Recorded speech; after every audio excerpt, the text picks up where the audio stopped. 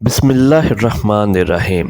السلام علیکم پیارے دوستو، ایک دفعہ سلطان صلاح الدین ایوبی اپنے کمرے میں آرام فرما رہے تھے، کیونکہ اس صبح وقت کے سلطان صلاح الدین ایوبی بہت طویل سفر سے لوٹے تھے۔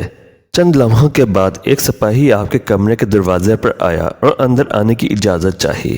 سلطان صلاح الدین ایوبی چونکہ آرام فرما رہے تھے، لہٰذا اندر سے کوئی جواب نہ آیا۔ دروازے پر مامور محافظوں نے کہا کہ سلطان آرام فرما رہے ہیں، لہٰذا آپ تھوڑی دیر بعد آ جانا۔ وہ سپاہی آپ کا بہت وفادار سپاہی تھا، اس کو بلا جھجک محافظوں کو سلطان کے کمرے کے اندر جانے کی اجازت ہوتی تھی، لہٰذا اس نے بھی سلطان کو جگانے کو مناسب نہ سمجھا اور سلطان کے کمرے کے دروازے کے ساتھ بیٹھ گیا۔ وہ انتظار کرتا رہا کہ جب سلطان صلاح الدین ایوبی بیدار ہوں گے تو تبھی وہ ان سے ملاقات کریں گے۔ چند لمحے گزرنے کے بعد سلطان صلاح الدین ایوبی کی آنکھ کھلی تو اندر کی حرکات سے معلوم ہوا کہ سلطان صلاح الدین ایوبی نیند سے بیدار ہو چکے ہیں۔ سپاہی نے اجازت چاہی اور آپ کے کمرے کے اندر چلا گیا۔ سلطان صلاح الدین ایوبی نے سپاہی کو کہا، ایسی کیا خاص بات تھی کہ تم اتنی دیر سے میرے کمرے کے باہر انتظار فرما رہے تھے؟ وہ سپاہی بڑا حیران ہوا کہ سلطان کو کیسے پتہ چلا کہ میں باہر انتظار کر رہا ہوں۔ سپاہی نے سلطان سے کہا، سلطان معظم، آپ تو نیند میں تھے، آپ کو کیسے معلوم ہوا کہ میں باہر کھڑا ہو کر آپ کا انتظار کر رہا تھا؟ تو سلطان صلاح الدین ایوبی نے کہا کہ وہ انسان کبھی فاتح سلطان نہیں بن سکتا جو سوتے ہوئے دیکھ نہ سکے، وہ کچھ نہ سن سکے نہ کچھ محسوس کر سکتا ہو۔ وہی اصل میں فاتح سلطان اور بہادر سردار ہوتا ہے جو سوتا ہوا سن بھی سکے، دیکھ بھی سکے اور محسوس بھی کر سکے۔ سپاہی بڑا حیران ہوا اور پھر سلطان نے اس سے پوچھا، بتاؤ کیا بات ہے؟ تو اس نے کہا، سلطان معظم، شاہی حکیم صاحب آپ سے ملنا چاہتے ہیں۔ سلطان نے کہا، اجازت ہے، آپ حکیم کو اندر لے آئیں۔ سپاہی باہر گیا اور چند لمحوں کے بعد شاہی حکیم کو لے کر سلطان صلاح الدین ایوبی کی خدمت میں حاضر ہوا۔ سلطان صلاح الدین ایوبی نے حکیم سے پوچھا، حکیم صاحب بتاؤ کیا بات ہے؟ آخر مجھ سے ملنے کی تمہیں اتنی جلدی اور کیا ضرورت پیش آئی؟ تو حکیم صاحب نے کہا، حضور، ایک بات جو مجھے کئی دنوں سے پریشان کر رہی ہے، اسی سلسلے میں آپ سے بات کرنی تھی۔ سلطان صلاح الدین ایوبی نے اس سے پوچھا، بتاؤ کون سی بات ہے؟ تو اس نے کہا، سلطان معظم، میرے حکیم خانے میں میری بہت ساری شاگردوں میں ایک شاگرد جو کہ ایک خاتون ہے اور یہودی مذہب سے تعلق رکھتی ہے، اور لیکن اس نے اسلام کے بارے میں بہت کچھ پڑھا ہے اور اسلام کے بارے میں بہت کچھ سیکھا ہے، لیکن چند ایک سوال ہیں جس کی وجہ سے وہ ابھی تک مسلمان نہیں ہوئی۔ وہ چاہتی ہے کہ مسلمان ہو جائے، لیکن ایک سوال کا جواب میرے پاس نہیں، جس کی وجہ سے وہ ابھی تک مسلمان نہیں ہوئی۔ سلطان صلاح الدین ایوبی نے مسکرا کر کہا، سلطان کے حکیم ہوتے ہوئے تمہیں ایک سوال کا جواب نہیں آیا؟ بتاؤ وہ کون سا سوال ہے؟ یہ اس عورت کے ایمان لانے کے درمیان رکاوٹ بنا ہوا ہے۔ تو حکیم صاحب نے کہا، سلطان معظم، وہ خاتون کہتی ہے کہ آخر مسلمان خنزیر کا گوشت کیوں نہیں کھاتے؟ آخر اس میں ایسی کیا برائی ہے؟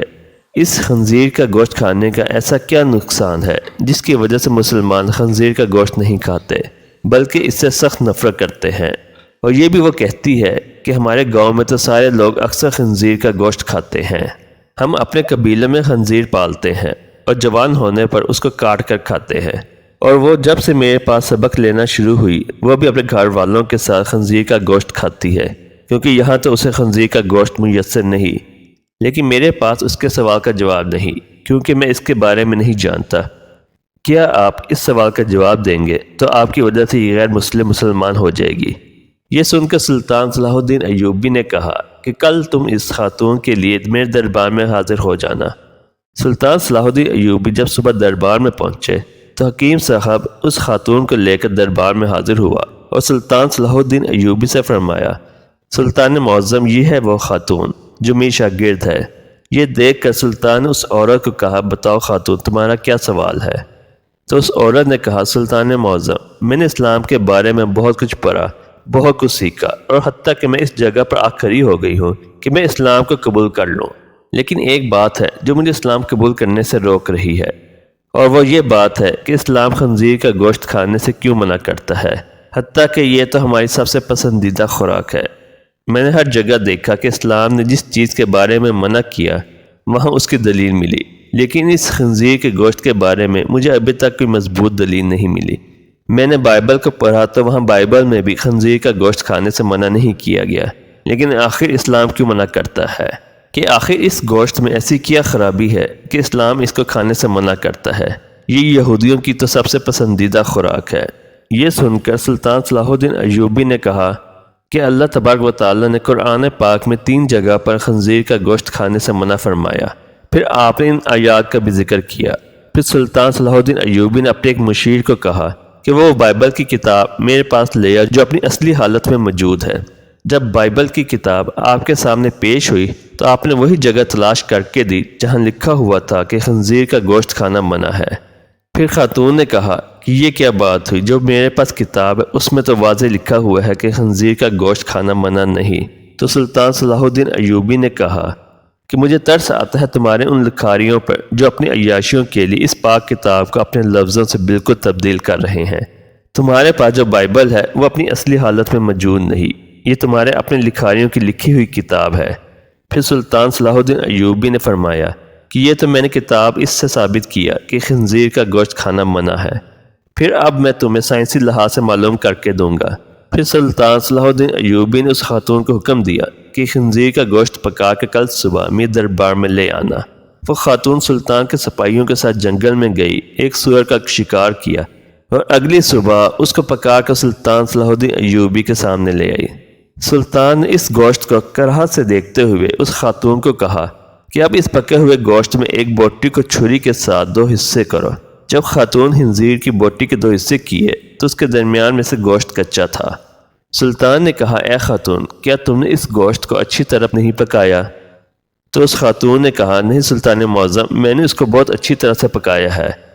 تو سلطان نے کہا اب تمہاری سمجھ میں میری بات ضرور آ جائے گی کہ یہ حرام گوشت چاہے تم اسے جتنا بھی اچھی طرح پکا لو، اگر چاہے اس کو آگ کی کتنی ہی تپش دو، لیکن یہ پوری طرح پکتا نہیں بلکہ یہ درمیان میں کچا رہ جاتا ہے، اور جب یہ تمہارے پیٹ کے اندر جاتا ہے تو بہت ساری بیماریوں کا سبب بنتا ہے۔ اس لیے اسلام نے اس کو کھانے سے منع کر دیا۔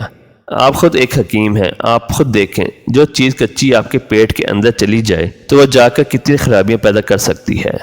پھر سلطان صلاح الدین ایوبی نے اس خاتون کو کہا کہ آپ کو سور کے بارے میں کچھ بتانا چاہتا ہوں۔ پھر سلطان نے کہا کہ یہ سور جس جگہ رہتا ہے اپنے ارد گرد حتیٰ کہ انسانوں کی بھی گندگی کو کھا جاتا ہے، اس کی اکثر خوراک بہت ہی غلیظ ہوتی ہے۔